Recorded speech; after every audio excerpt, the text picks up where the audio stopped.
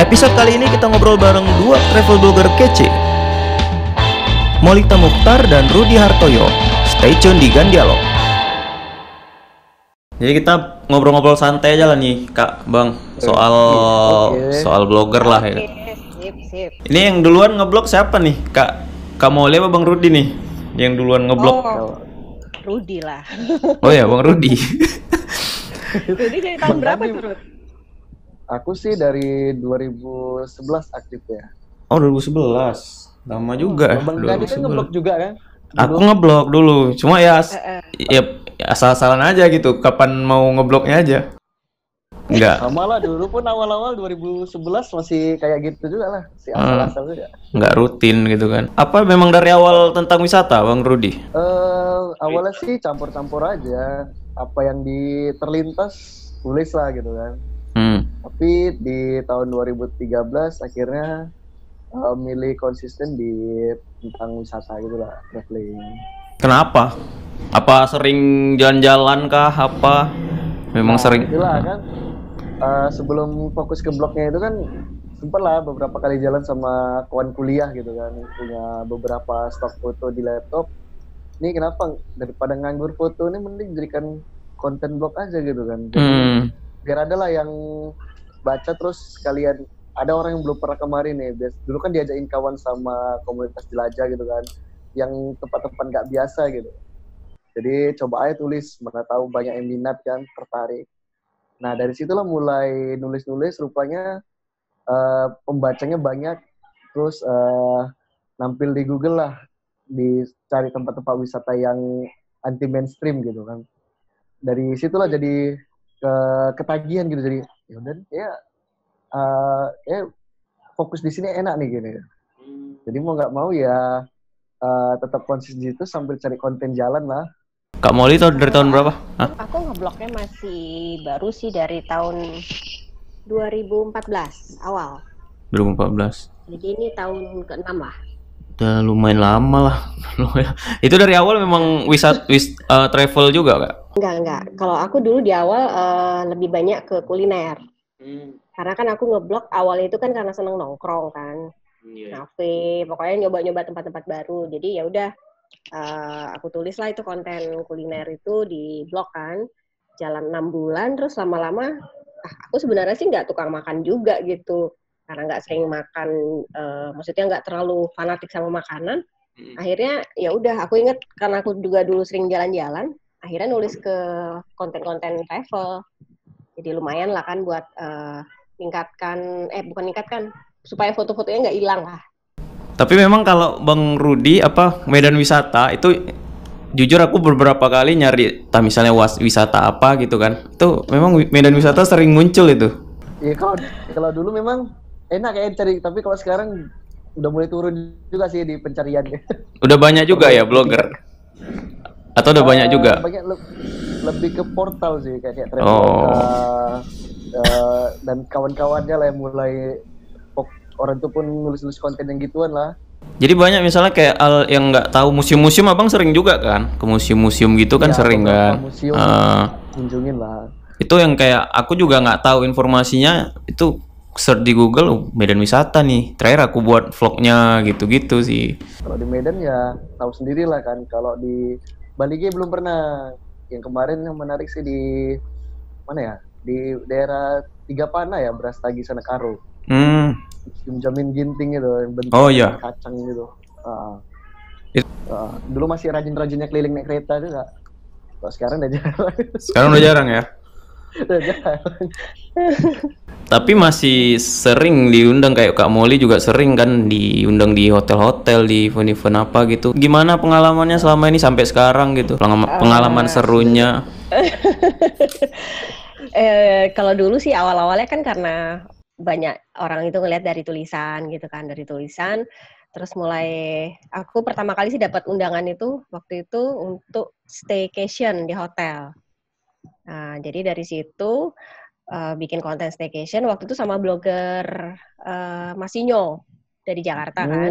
Iya, tahu. Waktu itu tuh berapa tahun lalu. Nah, dari situ mulai datang banyak undangan-undangan gitu, entah undangan event atau undangan ke restoran atau hotel kayak gitu sih, mulai apanya perjalanan undangan-undangan tadi lah kayak gitu sampai sekarang. Nah, dari banyak perjalanan-perjalanan itu juga akhirnya dapat undangan ke luar kota. Jadi ikut kayak peserta farm trip ke beberapa kota. Aku ikut farm trip pertama kali startnya dari 2016 sampai terakhir kemarin 2019. Jadi kalau aku lihat perjalanannya tuh tiap tahun tuh kayak ada gitu yang undang farm trip dari 2016 sampai ke 2019. Yang terakhir kemarin 2019 itu kebetulan dari Malaysia Healthcare. Jadi kita ke Malaysia waktu itu untuk wisata medis. Dan sampai sekarang udah kira-kira udah berapa kalau keluar kota itu udah berapa banyak Kak undangan tuh Kak? Kalau yang undangan kayak farm trip atau media gathering 2016 ada 2. Habis itu tahun 2017 itu festival Krakatau ya di Lampung. Habis itu tahun 2018 itu aku ikut undangan farm trip Batam International Culture Carnival. Terus terakhir 2019 itulah dari Malaysia Healthcare. Nah itu Malaysia Healthcare itu ada 2 kali. Yang pertama dari Malaysia Healthcare-nya, kemudian selang 1 bulan aku dapat special invitation dari Sunway Medical Center untuk health screening. Jadi mereka khusus invite datang untuk nyobain health screeningnya mereka. Itu sih. Jadi lumayan lah, ada berapa ya? 1, 2, 3, 4, 5. Ada 5 atau 6 gitulah dari 2016. Seru-seru baru udah cukup banyak juga ya. Kalau Bang Rudi pernah juga nggak Bang? Kalau keluar gitu diundang? Alhamdulillah sih pernah, walaupun nggak sebaik Kak Molly ya Kak. Jadi dulu sekitar tahun 2014 atau 2015 itu pertama kali keluar ke Padang, tepatnya diundang Semen Padang, rangka ulang tahun mereka lah. Jadi beberapa blogger, kalau dari Medan 1 lah, aku selebihnya dari Aceh ataupun dari wilayah Sumatera lainnya. Oh dari Jakarta juga ada. Jadi rangka ulang tahun Semen Padang kita keliling, diajak ke Bukit Tinggi, terus udah keliling pabriknya tuh kan biasa orang umum nggak boleh gitu kan. Kita masuk ke wilayah pabrik Semen Padangnya. Terus 2017 ya, sekitar 2017 itu dapat invitation juga ke Malaysia dari Resort World Genting. Nah, dari Gentingnya lah. Kita di sana keliling juga sih, diajakin keliling di Gentingnya tuh sekitar 4 hari 3 malam. Jadi semua fasilitas tanggung mereka. Terakhir sih kemarin bareng teman blogger sih ke gedung MPR Jakarta. Itu kalau itu dari perwakilan dari komunitas blogger Medan sih. Kemarin kita ada berempat, masuk aku. Itu sih yang pernah keluar untuk undangan. Tapi seru ya. Kalau aku memang baru 2 tahun terakhir sih kalau ada yang ngajakin keluar kota gitu. Cuma belum sampai keluar negeri tuh kayak ke Malaysia deh kan. Nah gitu Bang, sekalian balapan MotoGP nanti apa? Ya. Amin. Tapi sampai sekarang itu kan memang kalau dari 2014, 15, 16 blogger memang lagi masih naik-naiknya tuh kan. Sekarang pembaca apa menurun atau gimana? Kalau dari aku sih pendapatku ya, kalau sekarang katanya banyak orang main media sosial, terus banyak orang ke YouTube gitu segala macam. Tapi yang namanya konten tulisan itu sebetulnya sih nggak pernah Aduh, putus. Bahkan berapa bulan terakhir aku dapat beberapa job ya untuk nulis gitu. Jadi justru di tengah-tengah pandemi kayak gini tuh tetap ada juga yang nawarin job untuk kita review, itu masih ada. Cuman mungkin ya nggak se-hits 2 atau 3 tahun yang lalu lah. Tapi pasarnya masih tetap ada sih. Masih ada. Menurut aku ya. Kalau Bang Rudi, gimana Bang? Ya hampir sama sih kayak Kak Molly bilang, walaupun sekarang trennya tuh video kayak TikTok itu, tapi blogger tetap ada gitu. Walaupun semakin banyak blogger berarti juga semakin banyak orang yang dipilih gitu loh. Nanti ada beberapa job artinya kita kan harus diseleksi gitu.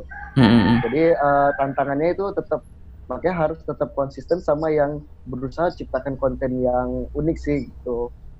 Jadi kalau blogger memang tetap ya, sampai ke depannya pun tetap ada, tapi ya itu tadi mereka klien kayak ataupun agensi lebih memilih konten yang tetap up to date terus unik gitu sih, biar tidak tersaing bahasanya tidak tergerus sama blogger yang lainnya gitu. Ya mungkin yang baru-baru lebih semangat, lebih rajin update kontennya. Kalau menurut aku tuh kayak gitu sih. Menurutku juga sih kalau belakangan nih sekarang karena makin banyak blogger di lautan inilah ya, lautan media sosial dan digital ini, belakangan sih kalau aku lihat klien atau brand itu lebih ngelihat ke sosok blogernya gitu. Jadi bukan cuma nilai sekedar karyanya aja, tapi mereka juga ingin tahu secara personal blogernya ini bisa bawa image yang mereka mau usung nggak gitu. Itu kalau terkait masalah kerjasama ya. Kira-kira profil blogger ini cocok nggak untuk mewakili campaign tertentu gitu. Biasa pemilihannya juga dari situ, nggak semata-mata konten. Itu tadi memang setuju sih aku kalau yang pembacanya itu memang masih ada pasarnya masing-masing lah. Karena contoh nih misalnya kita mau traveling ke suatu tempat, ada orang yang memang nggak mau ngelihat video lama. Kok ngelihat video kan misalnya rutenya aduh kepanjangan nih, baca aja nih lewat mana aja, kan ada yang tipe kayak gitu memang. Karena aku juga kayak gitu. Kalau aku mau tempat yang belum pernah aku tuju, cari kan rutenya gimana. Memang sering tuh medan wisata sering muncul. Kalau nggak salah dulu Danau Linting pernah ya kan, Pak? Danau Linting pernah ya? Terus ya. Danau Linting pernah. Pernah kan? Danau Linting pernah. Beberapa. Ya kalau kawan-kawan yang belum tahu, dulu aku kan punya akun Medan Motovlog. Tuh sering ada event-event ketemu nih sama teman-teman blogger ya kan, Medan wisata, cerita Medan segala macem. Kenal-kenalnya tuh dari situ. Cuma di tahun kedua Medan Motovlog udah jarang kuaktifkan, lebih ke pribadinya aja, personalnya. Karena memang sekarang personalnya lebih tinggi Bang ya sekarang ya. Iya, alhamdulillah sih. Iya, personal brandingnya ganti November tuh lebih naik sih sekarang ya, bener. Iya. Terus ngeblog tadi aku dengar konsisten ngeblog berapa kali seminggu Kak, Bang? Coba Kak Molly lah dulu. Kalau aku sih biasa nggak pernah dijadwalin khusus ya, tapi aku usahakan seminggu itu paling nggak ada satu lah. Dulu di awal-awal sebenarnya lebih rajin. Sekarang mungkin karena ada kesibukan yang lain, jadi paling nggak sebulan 2 konten lah paling nggak sih. 2 konten. Bang Rudi? Nah, aku nulis kadang-kadang ya kalau ada dapat job dari klien ya aku tulis pasti. Tapi kalau misalnya enggak pun ya tulisan-tulisan yang organik aja, tulisan-tulisan personal kayak gitu. Kalau Rudi gimana? Kalau aku sih sama sih, dulu waktu masih rajinnya keliling motoran, keliling keretaan setiap minggu, tulisan bisa seminggu sekali lah. Bahkan kalau lagi rajin seminggu 2 kali. Tapi kalau sekarang sudah mulai sedikit menurun ya, tadi sebulan minimal ya dua tulisan apa? Itu udah minimal lah, sebulan 2 lah. Karena aku megang 2 blog sih, jadi dua-dua diusahakan tetap update gitu. Satu Medan Wisata, satu blog dengan nama pribadi lah, rudihartoyo.com itu. Jadi mau nggak mau ya di sebulan itu tetap masing-masing kalau bisa tetap ada update walaupun ya 1 gitu. Kalau dulu bisa banyak, kalau sekarang ya diusahakan aja tetap update gitu. Sama mungkin ini ya, kalau dulu sih aku pribadi mungkin lebih ngejar ke kuantitas gitu kan. Namanya kita masih awal-awal ngeblog kan pasti butuh konten ya. Tapi udah setahun terakhir aku lebih fokusnya ke kualitas sih. Jadi nggak apa-apa misalnya aku nulis 1 konten tuh sampai 2-3 hari. Tapi ya aku nulisnya puas ketimbang misalnya aku ngejar cepat tayang supaya terpenuhi sekian kuota gitu. Kayaknya capek juga ya lama-lama. Jadi lebih fokus ke kualitas sih kalau sekarang. Tapi kadang gini sih, kalau aku pribadi, kalau misalnya udah mulai agak kurang baca buku nih, aku susah mengeluarkan ide. Jadi memang katanya kan kalau orang mau lancar nulis harus sering baca buku gitu kan. Jadi kalau makin sering baca, memang betul sih idenya tuh ada aja gitu. Tapi kalau udah mulai sibuk terus nggak sempet baca, nah itu idenya tuh suka mentok sih kalau aku. Nggak tahu kalau Rudy. Aku sih ya sama sih Kak, tapi lebih bacaan, aku memang jarang megang buku fisik sih Kak, lebih baca ke info-info internet juga sih, lebih ke situ, ataupun blog-blog orang-orang di luar juga kan, yang udah expert di bidang traveling, baca ke situ sih. Tapi kalau buku termasuk jarang lah, lebih ke online juga bacanya, karena lebih simpel kan dengan dari handphone. Nah, sejauh ini nih, apa nih Kak, Bang, pencapaian yang menurut kalian itu, wih, dari blog ya, wih, ini kok keren kali aku nih dapat kayak gini gara-gara blog gitu. Pencapaian tadi ya Bang ya.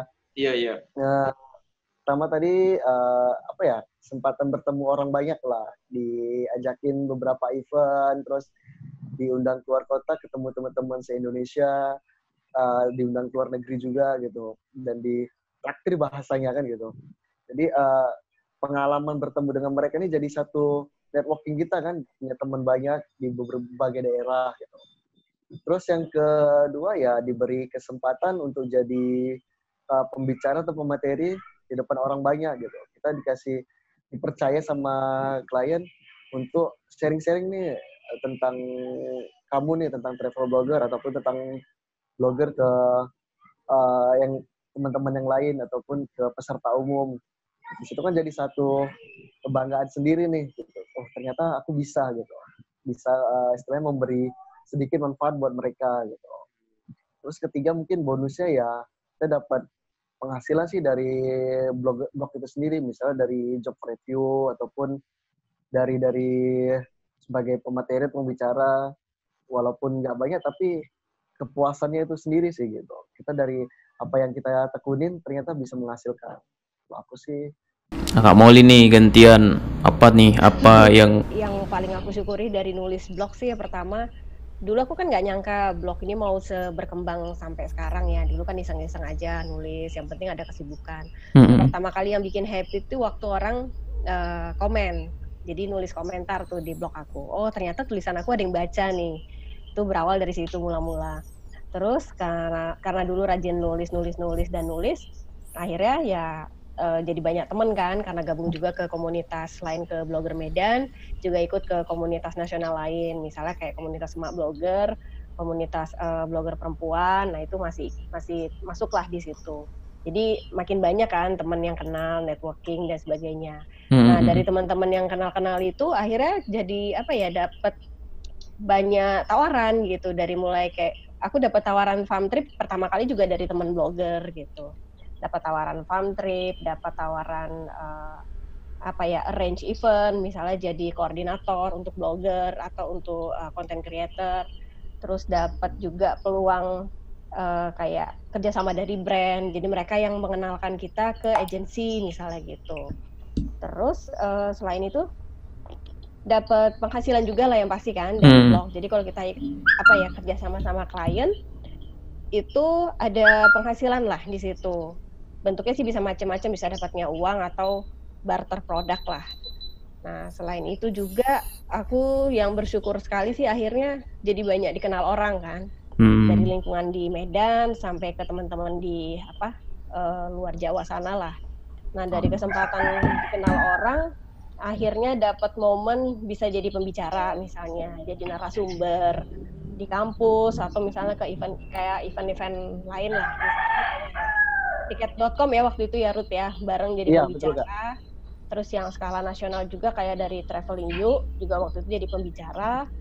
Terus kemudian dapat kesempatan juga untuk masuk ke TV waktu itu, TV tahun lalu ya kalau nggak salah. Sama tahun ini ada juga syuting, cuman belum tayang. Nah, terus sekali juga lah bareng Kak Molly juga kayak kemarin Daai kan, tapi terpisah. Iya bareng. Iya. Oh itu ngisi program ya? Ya, ngisi program jadi narasumber gitu kan di Daai TV. Nah tahun ini juga ada, udah sempat syuting, cuman belum tayang sih karena program barunya dari Daai TV. Jadi kalau aku rasa sih sebetulnya dibandingkan dengan pendapatan dalam bentuk uang itu lebih banyak ke networkingnya sih yang aku paling senang dari nulis ini. Jadi kan kita bisa berkembang Dan kadang-kadang nggak nyangka ya jadi cuman dari aku mikirnya dulu ini cuman ngeblok aja jadi blogger doang nih. Tapi akhirnya dapat peluang-peluang lain kayak salah satunya akhirnya dapat kesempatan jadi salah satu fasilitator di Google Gapura Digital gitu kan. Sekarang aku udah 1 tahun lebih ngisi sebagai fasilitator. Itu juga semuanya bermula karena mereka kenal aku sebagai blogger lah. Kayak gitu. Jadi banyak banget lah udah peluangnya. Nah, untuk seru itu yang paling penting, seru dan enjoy ngejalaninnya itu yang penting ya kan Kak. Terus ya, betul. Mungkin banyak yang nanya juga nih, blogger itu apakah bisa dijadikan main job atau cuma side job aja gitu? Sama kayak orang nanya YouTube gitu kan. Mungkin ada beberapa yang mikir ya ini bisa, ini enggak. Kalau dari Kak Molly atau Bang Rudi gimana gitu? Kalau dari aku sih kalau untuk blogger ya, kalau untuk full time mungkin belum bisa jadi penghasilan utama sih. Jadi mungkin masih ada kerjaan yang lain. Jadi sampingannya mungkin sebagai blogger. Karena mungkin di Indonesia sendiri beda kayak di luar ya. Kalau di luar negeri kan blogger itu memang udah betul-betul dihargai dan pendapatan yang mereka dapat dari setiap konten itu juga nilainya lumayan gitu. Di Indonesia sih belum sampai kayak di luar negeri lah. Mungkin mudah-mudahan nanti ke depannya bakal gitu juga ya. Untuk blogger, untuk vlogger, pokoknya konten creator lah. Agak apa ya harapannya lebih dihargai lah. Jadi kita bisa menjadiin profesi content creator ini sebagai profesi utama gitu. Tapi kalau saat ini aku bilang sih belum. Aku pun juga merasa belum. Tapi nggak tahu juga kita nih Kak.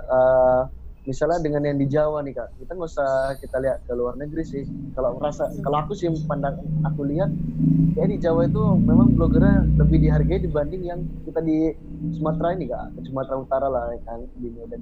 Karena yang aku lihat mereka banyak yang full time blogger karena setiap harinya ada aja event yang menghasilkan gitu tiap hari, misalnya satu hari bisa dapat 3 event yang menghasilkan. Ini dapat cerita jadi temen juga sih dari Bang Ramli Kak, yang asal dia pulang ke Jawa baru sampai udah diajakin kawannya ke event blogger gitu kan. Malah dia jalan nulis tapi ikut aja katanya kan, blogger event lah bahasanya. Tapi ya itu tadi nggak tahu lah kalau di Jawa sana udah bisa jadi main job atau enggak, tapi kalau yang khusus kita di Medan kayaknya belum gitu kayak, karena kan masih banyak yang belum kenal sih apa sih blogger itu kalau di Medan ini. Bahkan kalau kita kenalkan diri sebagai blogger itu ngapain ya katanya, internet itu ya katanya. Itu sih kalau di Jawa. internet. Makanya kalau di Jawa katanya orang itu kan bilang blogger aja malah yang ini ya katanya. Udah tahu malah kafe-kafe itu open untuk fasilitasi mereka gitu, untuk kegiatan mereka open aja gitu, seneng gitu malahan. Kalau di Medan ini banyak yang belum paham lah tentang itu sih blogger itu gitu. Kalau aku ngelihatnya gini ya, mungkin kalau kayak di Jawa kan brand-brand itu udah banyak bikin acara gitu, udah mulai kalau bisa jadi content creator itu jadi partner mereka gitu. Kalau kita di Sumatera terutama di Medan, brand itu belum menjadikan kita partner gitu. Jadi lebih ke masih kadang-kadang jadi kayak apa ya, kayak pekerja bayaran. Jadi kalau ada event mereka undang, mereka bayar, selesai gitu. Tapi kalau di Jawa kebanyakan mereka udah partnership ya, udah join lah dengan blogger gitu. Makanya dalam sehari bisa beberapa undangan gitu sekaligus datang. Dari yang berbayar sampai yang nggak berbayar sih. Karena gimana pun juga itu kan jadi konten juga ya. Buat kita kan blogger butuh konten gitu. Iya betul juga yang dibilang Kak Molly, kalau brand-brand itu belum banyak, ada sih cuma belum banyak di Medan ini yang ngeh kalau social media power itu lebih kuat saat ini gitu kan. Untuk blog, YouTube, Instagram itu masih banyak brand yang, makanya kita kalau event itu ya brandnya itu aja, itu lagi setiap tahun kan gitu kan. Ya, tapi belum ada brand-brand baru nih yang apa gitu kan. Jadi kadang kalau si brand lama ini nggak buat event ya kita kosong. Itu kebanyakan kan. Kelas lah ini untuk apa namanya? Untuk mungkin teman-teman pasti kan masih banyak nih yang memang hobinya nulis, hobinya itu menuangkan pikirannya di tulisan.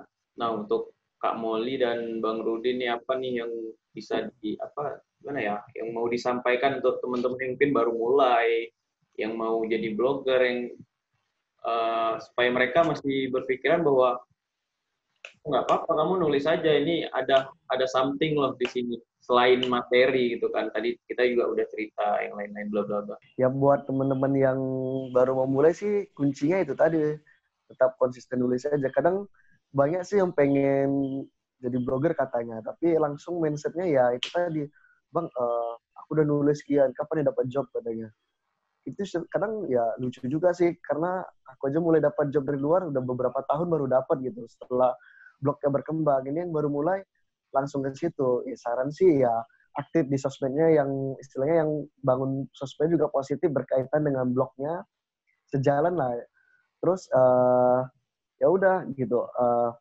Nantinya kan kalau memang udah konsisten kan pasti dari teman ke teman juga ada nih. Oh ini ada yang job nih cocok nih sama kamu. Terus bisa nih ya. Dari situ kan kita juga jadi bisa beri semangat untuk mereka gitu. Udah gitu kalau mereka, saran sih kembali ke satu topik gitu. Kalau bisa bangun blognya satu niche, satu topik gitu. Satu blog, satu topik. Misalnya kayak Kak Molly, travel blogger and lifestyle kan. Kalau aku travel blogger, teman-teman bisa ke misalnya ke fashion. Karena belum banyak nih fashion blogger yang bahas fashion ataupun apa ya, gadget ataupun otomotif. Nah, itu masih sedikit di Medan ini. Yang mau fokus di situ masih sedikit. Mungkin nggak tahu ya kenapa kendalanya. Mungkin lebih ke video. Kalau video kan udah banyak tuh YouTubernya. Iya. Tapi kalau yang untuk blognya belum banyak. Kalau aku sih memang nggak konsis di situ sih. Memang nggak tahu banyak kendalanya. Tapi kalau untuk peluang teman-teman yang memulai sih, otomotif sama gadget peluang yang bagus sih kalau bisa konsisten di blog itu. Kalau aku sih pesannya paling untuk teman-teman yang baru mau mulai, nggak usah ragu-ragu gitu kan. Jadi kita nggak usah ngelihat, oh nanti aku baru mulai sekarang gimana ya mau bersaing di antara teman-teman yang udah duluan gitu. Enggak, karena tiap orang itu kan pasti punya keunikan, tiap orang pasti punya kelebihan sendiri yang membedakan dia dari orang lain gitu. Nah, terus yang kedua, mulainya dari apa yang benar-benar emang kita suka gitu, bidangnya apa. Kalau misalnya sukanya nulis, ya kita bisa mulai dari ngeblog, atau kalau sukanya bikin konten-konten video, bisalah mulai dari bikin konten-konten video. Jadi vlogger misalnya gitu next-nya. Nah, terus yang ketiga, kita kalau kepingin berhasil kan pasti kuncinya konsisten ya. Kayak aku sendiri itu udah masuk tahun ke-6 itu ya rutin gitu ngisi konten, ngeblog, terus juga aktif di offline-nya gitu. Jadi bukan cuman semata-mata eksis di online, tapi juga seimbangkan antara offline dengan online supaya orang juga banyak yang kenal sama kita. Kalau orang banyak kenal sama kita kan otomatis peluang untuk ditawari pekerjaan atau kerjasama atau apapun itu kan jadi lebih gede gitu kan. Jadi memang kita butuh keluar juga dari zona nyaman. Jadi bukan cuma sekadar bikin konten tulisan, tapi juga muncul sebagai sosok tertentu di offline-nya. Karena kalau aku kuncinya sukses itu ya dari berjejaring gitu. Kalau nggak berjejaring kita nggak mungkin dapat kesempatan banyak gitu sih. Itu aja. Konsistensi lah yang pasti. Konsistensi yang pasti, dan yang pasti enjoy lah ngadepin jalaninnya, nggak usah mikir uang dulu, nggak usah mikir job dulu ya kan, nggak. Iya, betul. Karena memang kalau mikir itu semua ya bentar aja. Kayak aku juga 1 tahun lebih lah baru AdSense-nya itu baru mulai jalan gitu. Ada yang memang YouTuber baru dia buat konten 2 bulan dia udah langsung bisa jalan. Memang rezekinya beda-beda, tapi kalau aku yang prosesnya panjang itu akan lebih, ketika dia naik itu akan lebih dewasa dan lebih banyak jejaringnya, itu akan lebih baik sih sebenarnya. Jadi jalani aja gitu. Dan sebenarnya untuk jadi blogger itu masih keren lah, dari cerita Kak Molly dan Bang Rudi tadi aku nyimpulkan masih keren. Amin. Blogger, gitu. Amin. Karena masih bertahan loh dari tadi Bang Rudi 2011, Kak Molly 2000 berapa Kak? 2014. Masih bertahan gitu kan. Berarti udah berapa tahun itu Bang Rudi udah 9 tahun, Kak Molly udah 6 tahun. 6 tahun. Sedangkan aku masih karena 4 tahun. Itu tadi karena merasa asik gitu Kak ya. Iya. Karena memang suka juga gitu kan, suka nulisnya, suka bersosialisasi juga, jadi ya jalan gitu kan. Makasih banyak buat Bang Rudi dan Kak Molly udah gabung nih di video ini, cakap-cakap ini ya kan. Sama-sama Gandhi. Aku terharu rasanya diajakin. Iya sama Kak. Kaget aku kemarin Kak. Iya. Diajakin video nih. Diajakin ganti November gitu loh, ya kan? Iya.